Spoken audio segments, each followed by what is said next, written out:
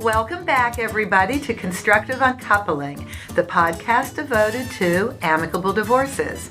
I'm Judy Weigel, your host and amicable divorce expert. Why? Because that's all I do, amicable divorces. Today, we have a guest in studio. We have Julie Foley, who is a marriage and family therapist with a couple special features to her practice. So, the most important part of any divorce really are children.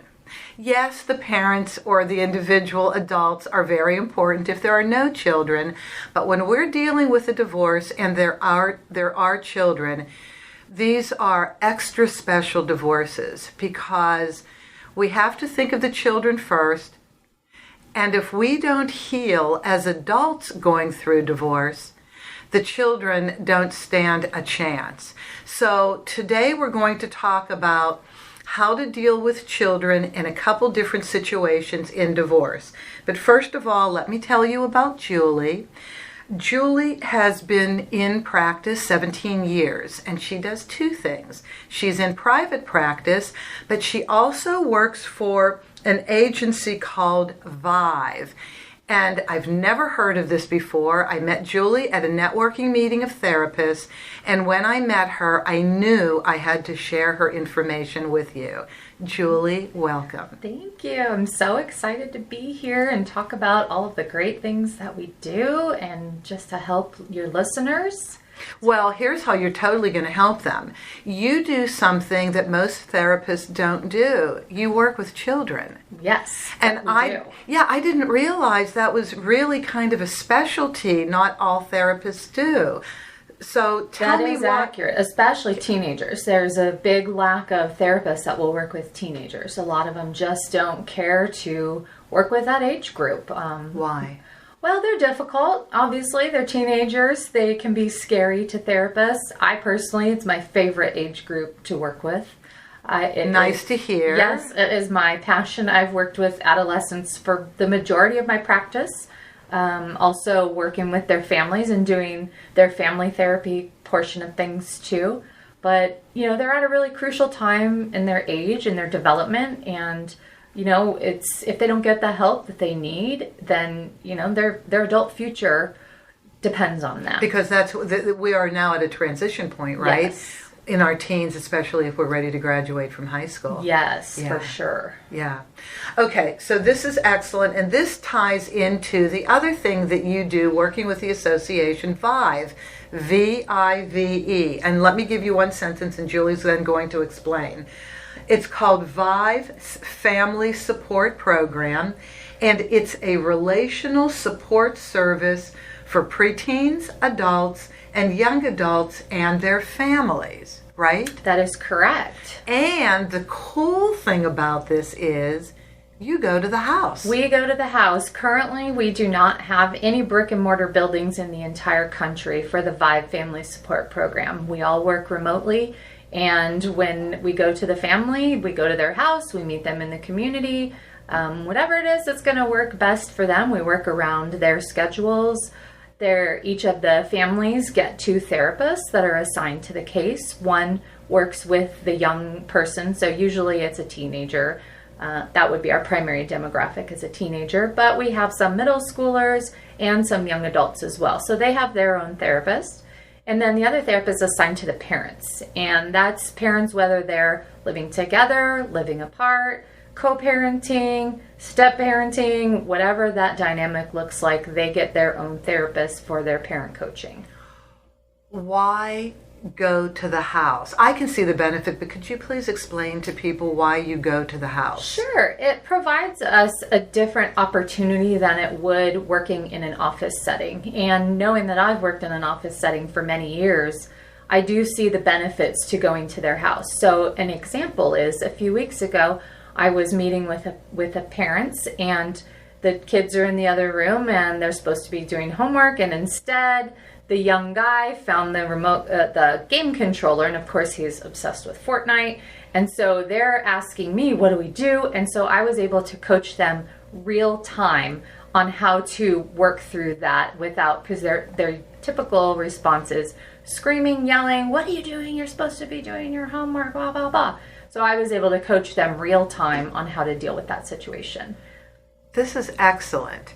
And is family therapy becoming more and more in the forefront and something, because I have another friend who's a therapist, and she told me on Saturdays she does family counseling. They go to her office though, and because she said that's the only time families can get together. But is this becoming more popular now or not really? I think so. I remember when I was a young girl and my parents took us to family therapy, and it was dumb. It didn't work out very well, but I think that the field of family therapy has evolved so much in that amount of time. Even in the time since I was in graduate school, it's evolved so much. What I see is the most important thing with family work is that nobody operates in an isolated fashion. Everybody is part of the family system. So you can fix one person, so to speak, and I use fix with the quotation marks, but everybody else needs to make adjustments as well. So the best thing to do is operate with the entire family and make sure everybody's looking at what their part is, how they contribute, and what they need to change. This is excellent. This is so excellent. That was a great point you just made, that nobody operates in a vacuum. And so when people come to therapy, just like when people come here to get divorced, I either meet with both people at the same time so I can really get a sense and feel of their communication and how difficult or hard, even working in an amicable environment, is this going to be.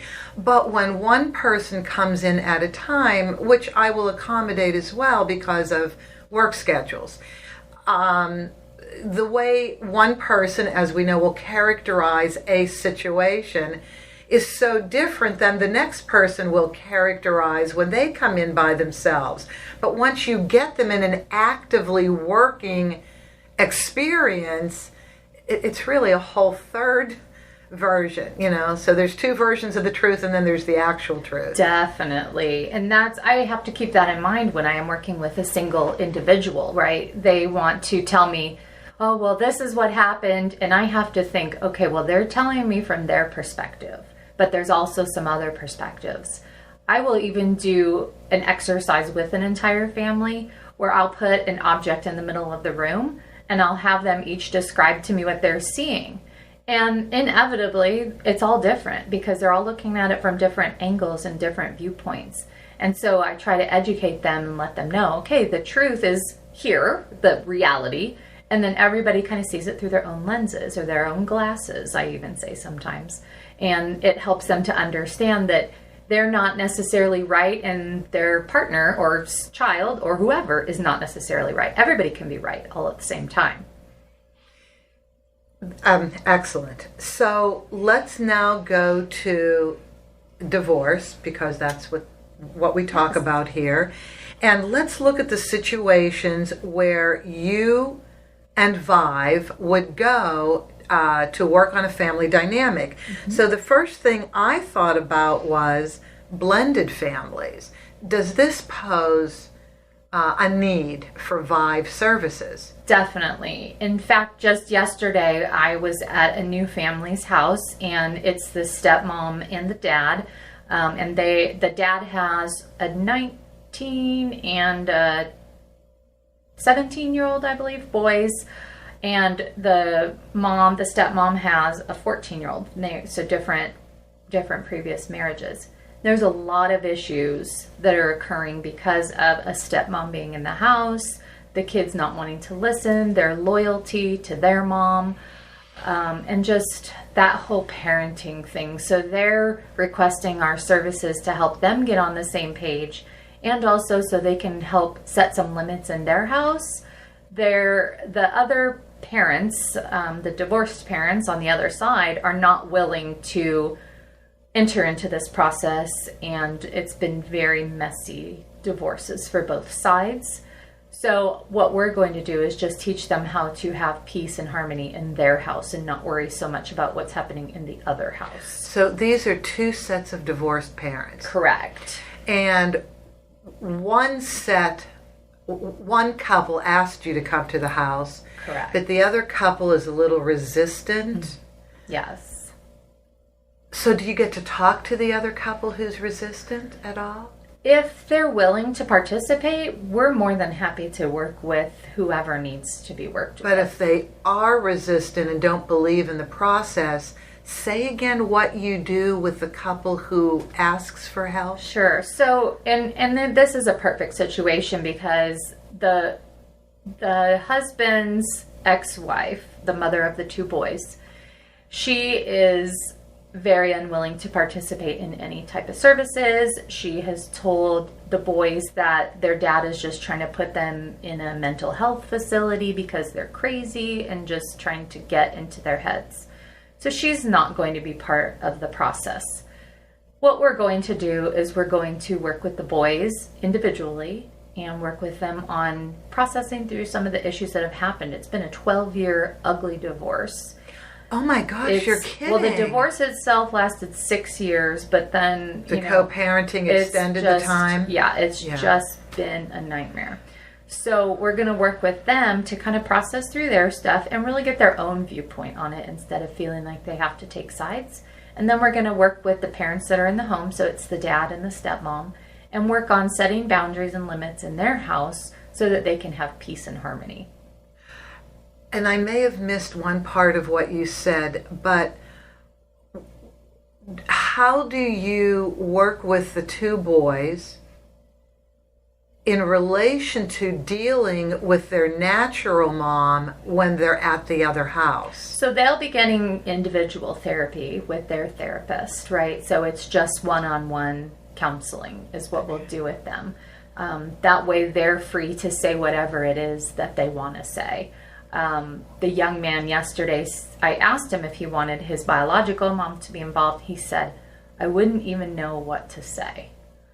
And so that gives me an indication that he's got some work to do on his end, and possibly down the road we might be able to include his biological mom. But for the meantime, we're just going to have him work on his issues. So he'll be working with his individual therapist, and then the parents will be working with their parent coach. And then once a month they'll come together and they'll do a family session with everybody present so that we can address the issues that are occurring. Okay. That's a great system. Yeah. That is. It works great. So what do you do if you have a family that wants the service, but there's one dissenter in the group? Maybe one of the kids or, okay, am I setting this up right? Either one of the children or one of the two parents, or would both parents more so be on board and it would be a child dissenter? Yeah, what would be normal? For the most part with Vive, at least, that would be the case, is that the child is not necessarily wanting to participate in services. A lot of times they say, well, I don't need therapy. I've had too much therapy. It doesn't work for me. Or, they'll come up with a lot of different reasons. We actually refer to our therapist for the young person as a mentor. It's less threatening.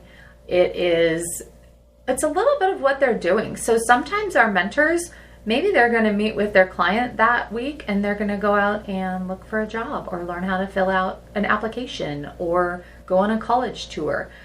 It's a little bit more in the moment type stuff, but they're all licensed therapists so that they can also deal with any of the other issues going on. Right, and I noticed the word mentor was used in the brochure that I read through. Yes, it just seems to work a little bit better for the young people. They're way more accepting to that than saying they're therapists. I can understand that. Sure. I can totally understand that. Yeah, so a lot of times what will happen is the young person is not really willing to get on board.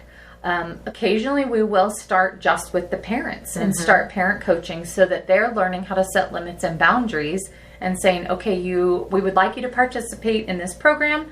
If you're not willing to, here will be the consequences for you. Like what could be a consequence? I mean, it depends Take that on the game age. thing away, yes, right? Yes, it could be that. Remote control. And I think it happens more with like the older teenagers. I think that parents have become a little bit afraid of their children and they want to be their children's friends, and we can't be that. We have to be their boundary setters. Why are they afraid? What are they afraid of? What will happen? What I've noticed in the last probably 10 years is that the generation of parents right now really don't want their kids to struggle with any difficult emotions. And I say difficult emotions because they're normal emotions. Other than happiness, aren't they all difficult? Well, I mean, some, but we have to teach them how to deal with frustration, how to deal with the answer is no, how to deal with the answer is no just because it's no. I don't have to give you a reason. That's part of training them to be healthy, well-adjusted adults. But somewhere along the way, we've kind of taken a wrong turn somewhere. Spanking. When spanking was out. Well, wait a minute. I am not a proponent of hurting anybody, please, and I don't want to be spanked. So let me just put that out there if I were a child. But that was a big change in parenting, the fear of that type of even little bit of physical retribution. Yes. I think as well, though, we've come to this generation of children where the quote, everybody gets a trophy. Okay? That's not real life. Right. We don't, for some reason, and I've raised kids. My kids are young adults now, so I've been through this. But somehow along the way, we didn't want our kids to feel disappointed, left out, etc. However, that is part of real life, and they are going to have that when they're adults, so we're really not equipping them well. You know, isn't this fascinating that they don't want them to be disappointed, but then there's this whole other conversation that I talk to parents and teachers about, and that is the isolation of people due to the cell phone. Right.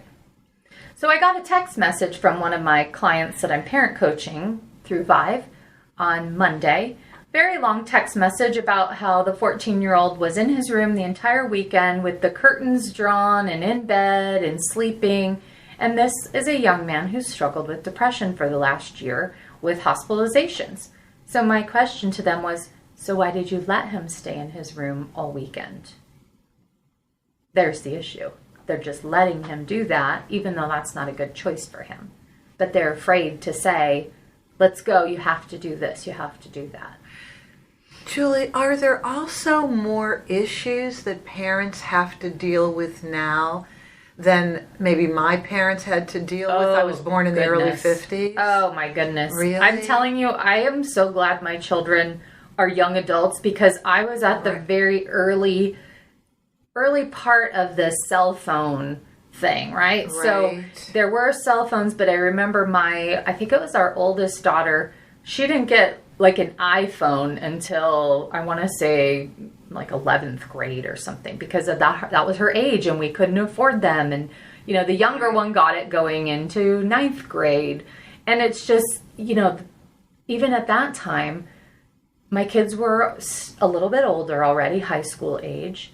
Now these kids are on apps and social media and all kinds of websites that are inappropriate, and it's all on their phone at the drop of a hat. I mean, I am so glad I'm not raising younger children right now because what it's doing to our kids, there's, you know, we're only getting into the studies of what technology is doing to the brains of our young people, and it's not looking very good.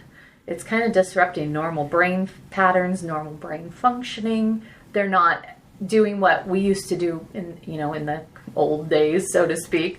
We used to just go out and use our imagination. Well, these kids aren't having to use their imagination anymore, and it's really stunting their growth. You are the first person that said that. Oh, really? You used the word imagination. This is interesting. Oh, it's a big deal right now. So in our field of mental health, that's a big issue. And I would because say, if you can't use your imagination, you have no hope. Right. Imagination gives you hope. Well, imagination, problem solving. I mean, here's a good example. My husband is the king of useless knowledge, right? He just loves... I love useless. Yes, he loves useless knowledge. And we say, but when we were first married, it would be like, gosh, I wonder what blah, blah, blah means or how that happens. And then we'd have to, delay our gratification and go look it up in an encyclopedia or something along those lines. And now he doesn't even say it out loud. He just Googles it and then tells me. And I'm like, I don't even know what you're talking about because he's just done that whole process in the matter of 3 minutes, whereas before it might have taken, 3 weeks. So it's definitely an interesting generation that we're parenting. We are part of a larger program called Embark Behavioral Health, and all of our programs are focused on working with adolescents and young adults, and our mission for Embark is to decrease the high rates of suicide, depression, and anxiety that we're seeing in adolescents. We're at an all-time high right now with all of those. And so the mission of Embark is to reduce those to all-time lows by 2028. What's the percentage? I don't have it off the top of my head, but it's high. I mean... Is it close to 50% or maybe 30-ish? I would say, I mean, just in... You don't have assessing, to say if you don't I would guess it would be the majority of young people would at least self-diagnose as anxious or depressed. And the rates of suicidality are so through the roof. Oh my gosh. Yeah. I mean, these young people, they all have friends who've committed suicide. All of them. And then we have the school shootings on top of that. And then we have the bullying. Right. Wow. Right. We have a lot for these kids to deal with. Let's reduce something down to a basic statement, because anytime I talk about children, I like to reinforce something that is the best thing you can do for them if they are children in divorce. I don't say of divorce. Okay. Because of kind of separates the kids from the divorce. I say children in divorce because they're right smack in it. I mean, the parents may be the ones that are discontinuing the marriage, but the family is still connected, and so the kids are right inside of everything. And one of the things I say to people, and I'd like you to address this fuller, is children can adjust to just about anything except their parents not getting along. Absolutely. Can we address the communication and the behavior of the parents and how it can benefit or really hurt their children in a divorce? Sure. So the studies are showing that it's not divorce itself that is the predictor of how children are going to adjust and be well-adjusted adults. That has nothing to do with it. Many people come from divorced families, but it's a matter of how the parents go about the divorce.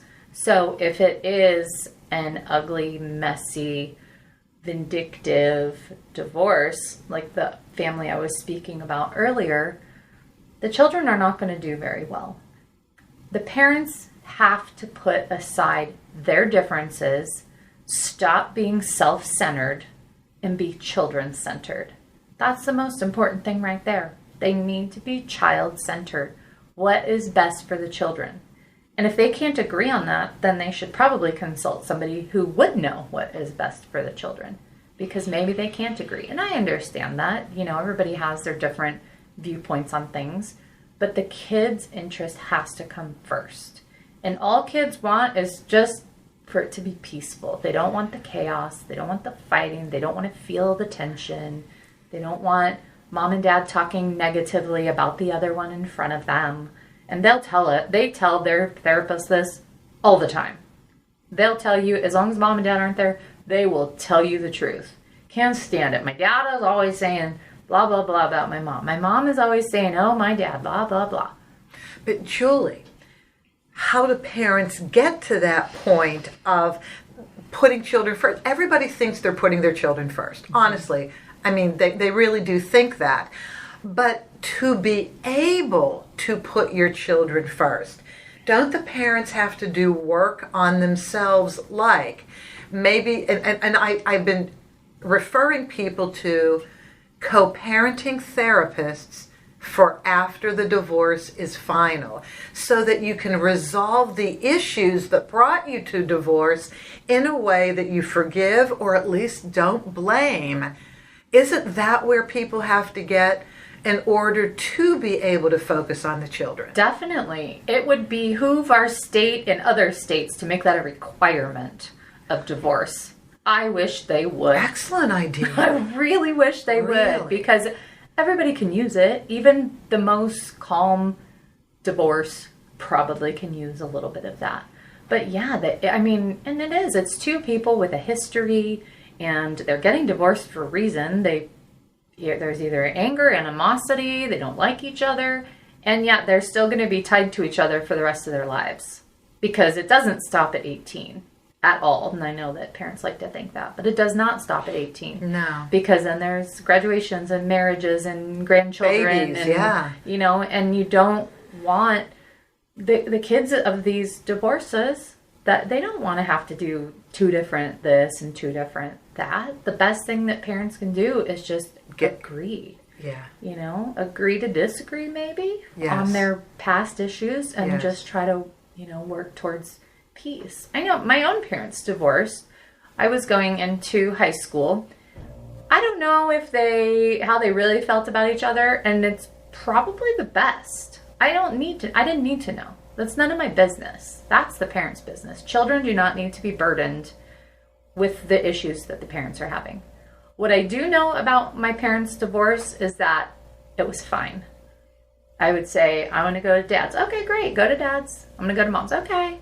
It was my birthday. They'd all be there. Once they got remarried, everybody was at the same graduation. Everybody was at the same party, at the same this. My God, your parents had the perfect divorce. They probably wouldn't agree with that, but it worked out well. Sounds like it worked out well for us. As the adult child, Right. having memories of what it was like. Right. I didn't have to stress when I was getting married about, you know, oh gosh, how are they going to be in the same room? Right. It was just like, we all came together and they said, I can pay for this and I can pay for this. And it worked out great. They could communicate. You know, my sister had a very, very tough divorce a million years ago, and the children were 3, 5, and 7 at the time. The one thing she and her ex-husband did beautifully was what you just described. They let the kids, even at those ages, choose exactly where they wanted to be. And the parents made no issue of driving them back and forth. They lived 5 minutes apart. Great, no issue there. But that was unbelievable. And when the kids look back, because I'm very involved in my niece and nephew's lives, when the kids look back, and now that I'm in the field of divorce, we talk about things, they all said that was the biggest release, that they didn't have to side or worry about which house they were going to be in. It was just perfectly okay. Absolutely. Whatever their choice was. Yeah. And if they chose to stay away from one parent for a while because of some issues, it was never discussed. They were never meant to, guilt was never put on them.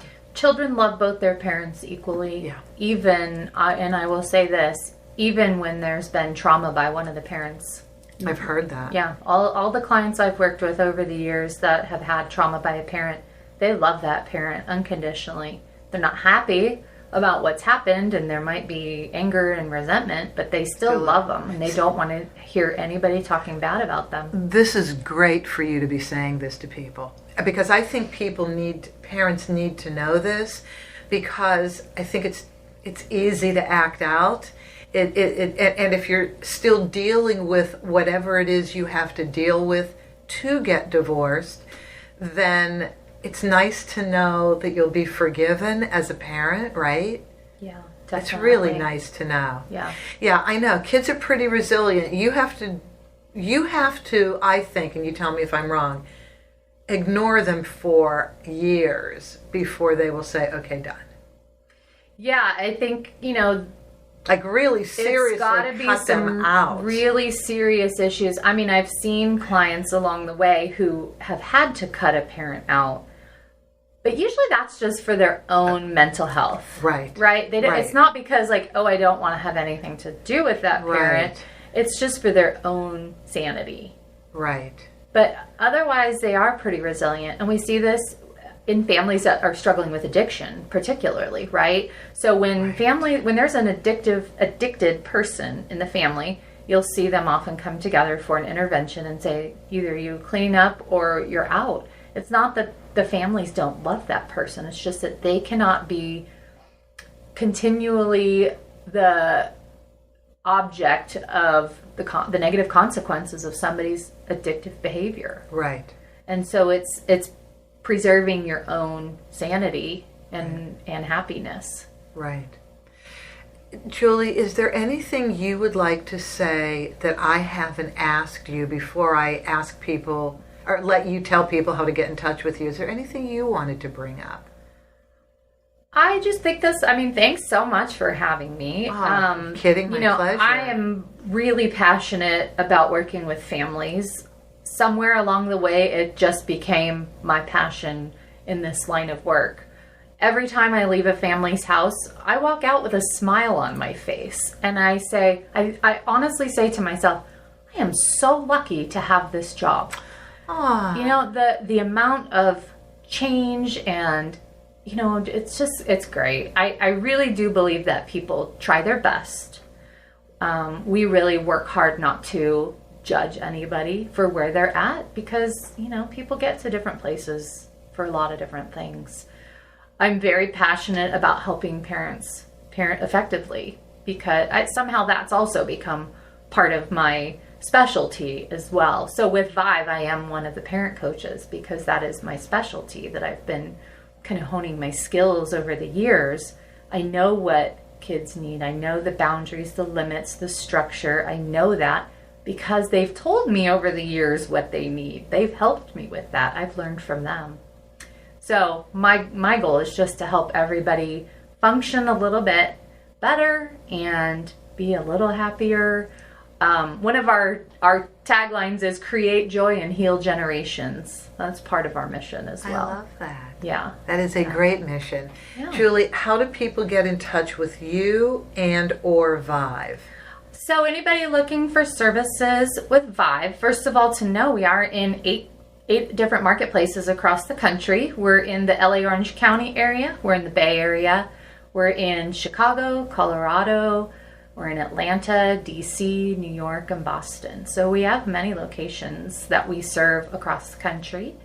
You can go to vivefamilysupportprogram.com and check out our website, and it gives you all the information.